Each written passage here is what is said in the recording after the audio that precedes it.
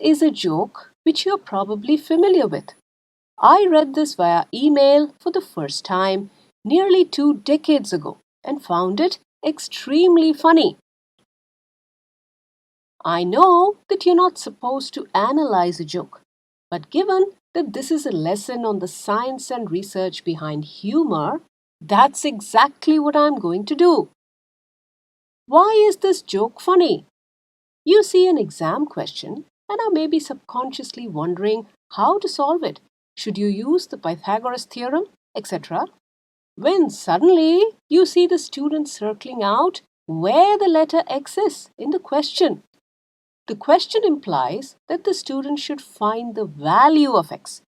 The student has apparently understood it as the teacher playing a hidden objects game with her, asking her to find out where the letter X is, and happily declares that she's indeed found where it is hiding in plain sight, helpfully circling out the X in the question for her teacher. This whole thought process is funny. Now let's look at a less pleasant example of humor.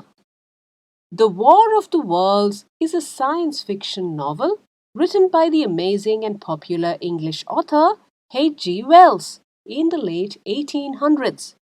It was one of the first science fiction novels to talk about an invasion by aliens from Mars. It was published in several magazines as a series of episodes in print. In 1938, it was broadcast as an episode of the American radio drama anthology series, The Mercury Theatre on the Air, directed and narrated by actor and future filmmaker Orson Welles.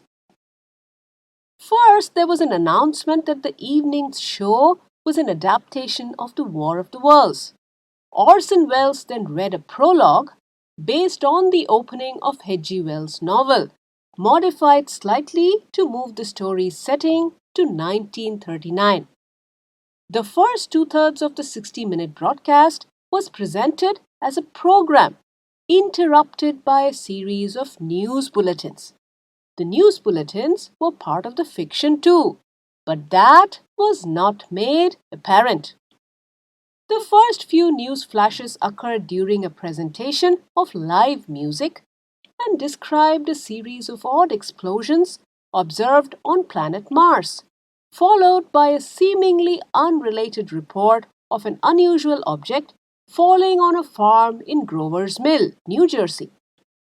The musical program returned briefly before being interrupted again by a live report from Grover's Mill, where police officials and a crowd of curious onlookers had surrounded a strange cylindrical object that fell from the sky. The situation escalates when Martians emerge from the cylinder and attack using a heat ray, which the panicked reporter at the scene describes until his audio feed abruptly goes dead.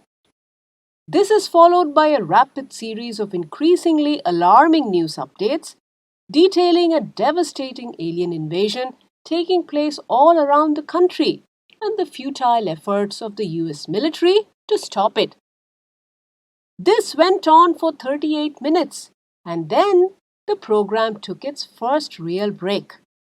The second half of the show was more conventional and people could figure out that it was not real.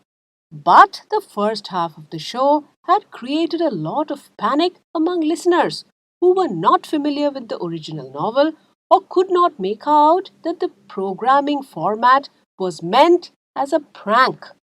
Several people were said to have run outside in panic, believing it was a series of real news bulletins. In the days after the broadcast, there was widespread outrage in the media, condemning this irresponsible prank. There is a flip side to humor too, right? Some jokes and pranks can be cruel, discriminatory, or even downright nasty.